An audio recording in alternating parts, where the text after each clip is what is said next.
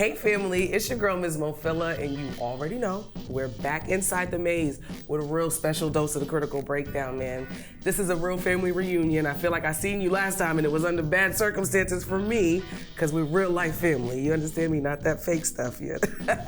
But I'm real excited to have Lil Cuz. I'm gonna call you Lil Cuz for right now. Y'all might have seen him through his crazy Instagram following and the lovely videos that he speaks on Boston and all of that's going on, man. We got the one and only Mike Deez in the building. Say what's happening, fam.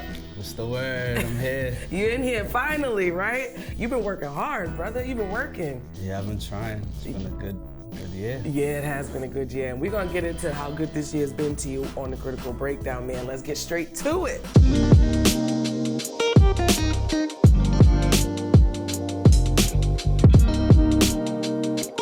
Now listen, I first started stumbling. Now mind you, we grew up as far as our families grew up together. You know how that black cousin situation goes, where it's not blood related, but we related type deal. Mm-hmm. So I've watched this man grow up, but to see how hard you've been going on your Instagram, make sure you follow that man, Mike Deez, on everything, right? Or is it you switch up somewhere else? It's Mike Deez TV on YouTube. Okay. Yeah, Mike Deez on Instagram. Okay, so ultimately, the first video I saw was you going in about one of the very many topics of Boston, and if I'm not mistaken, you were talking about the best Chinese food, if I'm not mistaken. And from there, the post went viral, and you have been going nonstop. So tell me, Mike, how did you stumble upon this kind of niche where you just taking off being yourself and talking about your hometown? See, I tell all my friends my secrets, and I can't. And so if it comes to light, it comes to light. Yeah. And if it don't, it don't. So I just be creating stuff in my head and then writing all my ideas down in my notebook. Okay. And then I try to bring it to light, you know, the Chinese one. Yeah. People, like somebody specifically hit me up saying like, can you please post the Chinese spot?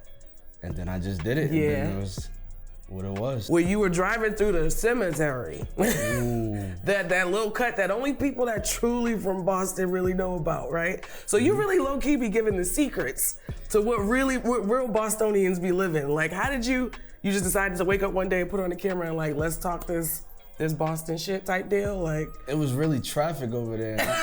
I just remembered because like I did a video in that cemetery, so I remembered the route. Yeah. So I was like, and I had to get back to work because I was late coming back from my break, getting some Chinese food. Of course.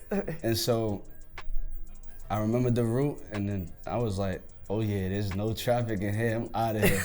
You definitely bypassed mad minutes of traffic doing that, right? I feel like some people might condemn you for driving through the cemetery. I mean, there's still people doing it. I never knew people was really out here going through the cemetery. It's crazy. I thought it was just me. It's crazy. So a lot of your content, although it's truthful, I feel like you low-key are like the hood reporter because you let us know all the real stuff that's going on. Mm-hmm. Do you feel like there's a comedic side? Like, might you be pursuing a career, a comedy type of deal? Sort of, kind of. Yeah. I was trying it out with like I have a little Jill character I try to use. Okay. So it's been working here and there, but I got a little backlash when I did that. Yikes, what type of backlash? Because I kind of work in Boston public schools. Ooh. And I ended up making a video in the school and it got back to the principal. You got in trouble? Not really. Okay. I'm still here. Are you still here? I know that's right. They loving the videos now. You still at the Boston Public Schools? I was gonna say, how do you balance that? Because I know the content, you know them school admins, they be watching, right? I mean, so when I had that meeting, they're like, yeah, you can't do videos on like school grounds. Gotcha. But we can't tell you what to do off school grounds. So Absolutely. Hey. Okay, right, absolute facts. Now, where do you get your news from? Is it just from word on the street type deal? Or, like you told us about Mario's closing down. You told us all the hood news. How do you figure it out? So Mario's, what was it, Simcoe's? So people been sharing it on Facebook. Yeah. And then there's a page called The Real Boston Media. Shout out to The Real Boston Media.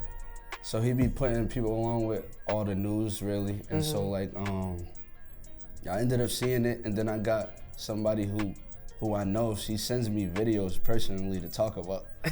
And then that just came about and I just did it. Gotcha. So tell me, what's the process? Do you just your creative process, editing, all of that? People don't understand content creating is not just jumping in front of the camera and saying what you got to say. Talk about your process as far as timing, all of the above. What do you do to get your content booming? So like I done studied like the Instagram process of like the right sound, the right hashtags. I do most of my work on my phone. I hate the computer. It's faster on my phone. Okay. So I got that app. It's called InShot. Oh, okay. I get busy on InShot. Okay. And then again, writing all my ideas down in my notebook. So now I bought me my own little phone stand, so I don't have to have nobody recording me. I don't have to wait on nobody they don't have time. So and then I ordered like a mic on Amazon. Oh, it's lit. It's a Bluetooth and it connects to your phone. It's lit and the best. Can't complain. That's dope. Now, how often do you have to post? Because I feel like every time I turn around, you got a new video up about something. So I know timing is everything, right? Yeah, cause like when I do like the questions thing, that's on Thursday. So I like to fool around like maybe a Tuesday, definitely on Saturdays. Okay. If it's not a question, like just a little, like again, the Chinese, throw that up on a Saturday at 12. It's going crazy. Now, do you find it's because you theme a lot of your stuff around being in Boston that it takes off, or do you feel like you can expand that niche a little bit? Because we can all relate to a whole bunch of things, right? Yeah, I like to keep it relatable. Yeah. Okay. Now tell me, I feel like Mike is over here trying to be real quiet and cool, calm, and collected right now. Now tell me your story, so to speak. How did we get here? I know I feel like as content creators, we can relate, right? We always try a bunch of different paths, but somehow content creating just stumbles upon us. Tell me, what's your story look like? As far as content creation, Absolutely. or just... That's the reason why you're here, Mike. I'm not here to talk to you about BPS now. No.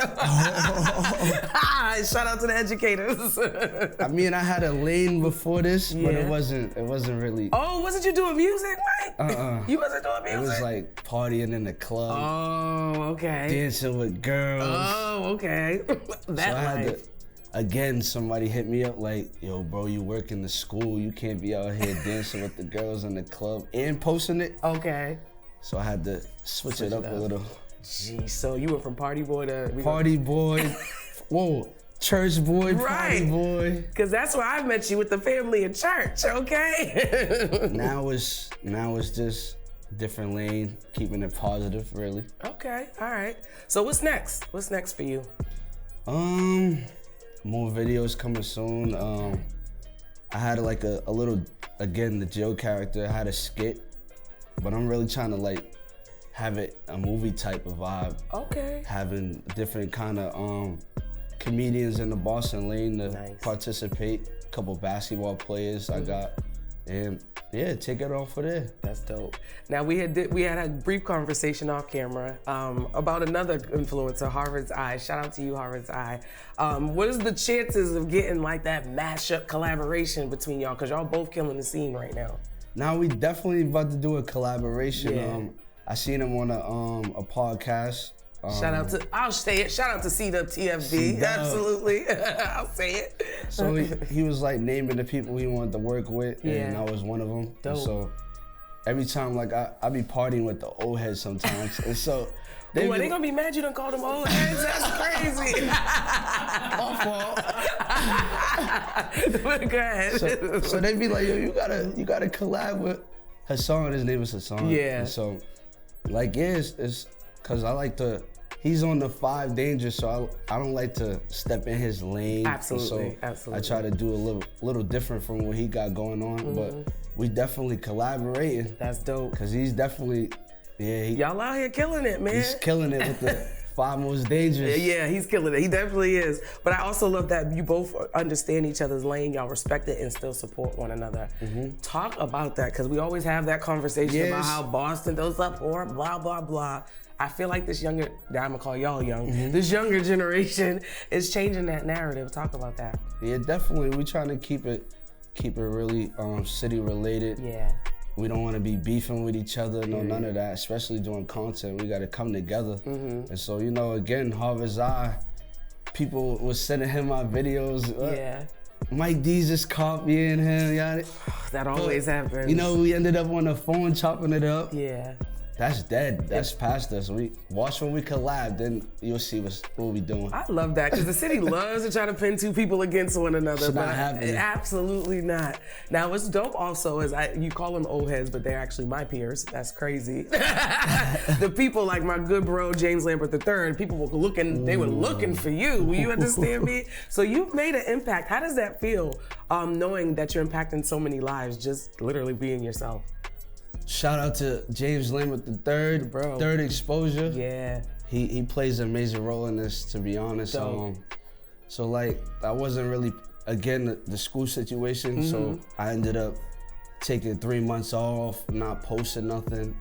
Then he hit me up. We had a little meeting. Again, he was one of my teachers. Oh wow! So you know it's real when your teachers is telling you, yo, you gotta get back to what you was doing. That's dope. So we had a meeting. We was writing down all the stuff that I do. He's like, yo, you gotta post 2 days a week. Yeah. Was doing that and then continued. That's dope. That's dope. Shout out to James Lambert. He's definitely been a quiet force behind a lot of the success we see in the city. So shout out to him. Any last words? You know, since you're in the education world, you know I gotta ask, what would you tell some of your students or even your younger self about just this journey of life? Not necessarily your career, but this just journey of life. Always stick to the program, even if you gotta do it by yourself. After you do it by yourself, then you can add people to your team, you know, get things rolling, but stick to yourself, get the game rolling, and you'll see the success. Yeah, consistency is always gonna make that difference. I promise you that. That's a word. Straight from Mike Deez, man. So another one of your videos that really went crazy, right? You had asked the question about the Boston music scene and what would be some of the issues that we experience as Boston creatives. Talk about how you came up with that concept. That question has always been on like my list in my notebook. Yeah. But I couldn't really like find the right time to really ask, you know. I know the situations, you know, a lot of people from different hoods, so that's an issue. There be some good hood rappers, but they be beefing with each other, so it's kind of hard to like support that lane, especially if you're not in the streets. Yeah. So, you know, again, in the question I asked, like, do we have gospel rappers, R&B? It don't have to be street music. So absolutely. A couple people tapped in. It was lower numbers than what it really usually be. Okay. Politics, they don't really want to say they true opinions. So I just kept it up, let it roll. If it does numbers, it don't. But listen, I asked. At least I tried. And I thank you for asking. And like you said, a lot of people will shy away from that question because they're trying to be politically correct. But I was under there tagging like crazy. Like, we got international show for gospel. We got such and such for R&B. Like, because there are so many different artists out here that don't get a spotlight on them because we are low key focused on the hip hop, the drill, the street music. You come in my car. I don't care if you're from the streets, wherever you're from. I might throw Kurt Franklin. I know that's right. You gonna get this stomp. That's what you will get. It's either you in the car or you can call your Uber, get on the bus. But you gonna get this gospel, okay? No, I feel you on that. Now listen, did you list everywhere where we could find you, Mike? Nope, you didn't. So we got to make sure we take that moment. I need you to let them know everywhere they can find you if they need to book you. Are you doing live bookings yet? This is actually the first interview. Welcome, yay! Welcome. I'm glad we was the ones to break your interview cherry. That sounded crazy, but you know what I meant. Hey, yo, no Diddy. No Diddy is crazy. Shout out to, we got to talk about that. That is wild because it's going on today. Can we just get into that real quick? Yo. That's wild. It's wild to see your childhood hero. That for me, Bad Boy was like, that was everything for me. So to see my childhood hero literally turn into the freakhead joke of the week is crazy. You know it's real when he's giving up all his stuff. Bruh, they just announced he gave up Revolt, bro. And I'm like, we're really in trouble. We're really in trouble now. So tell me, what do you think about this whole ordeal? I feel like 2024 is the year of revealing. You understand me? Like, all the freak, nasty, weirdo things that are going on is coming to light. And I mean, on all different levels, right? It's looking slow, cause again, even though it was Cassie, they talking about. The pause is crazy.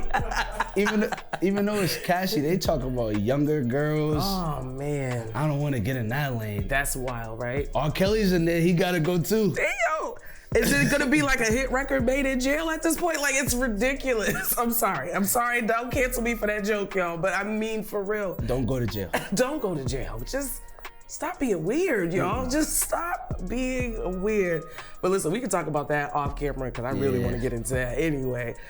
And if you're looking for me, man, you can find me everywhere under Ms. Mofilla. Make sure you check out my website, MsMofilla.com. And while you're at it, make sure you get on over to YouTube and subscribe to Inside the Maze. Make sure you hit that little notification bell so you can keep track of everything that we're doing. And then go on over to them socials and follow Inside the Maze everywhere, Instagram, Facebook, and Twitter. And then follow me too. You feel me? And then get over there and get on over to Mike Deez's YouTube. While you at it, you make sure you tell him to get over there. Yeah, you can find me on YouTube, Mike Deez TV. Yeah. Hey, if you on Facebook, Mike Deez. Period. Instagram, Mike Deez. Snapchat, you hiding, Mike Deez TV. Period. Find me. That's where you gonna find him. Listen, I appreciate you for pulling up, and this is gonna be the first of many interviews for you. I know it's gonna be nothing but greatness, and I'm looking forward to seeing your growth. Man, this is the Critical Breakdown. This is Mofilla, Mike Deez. Peace out.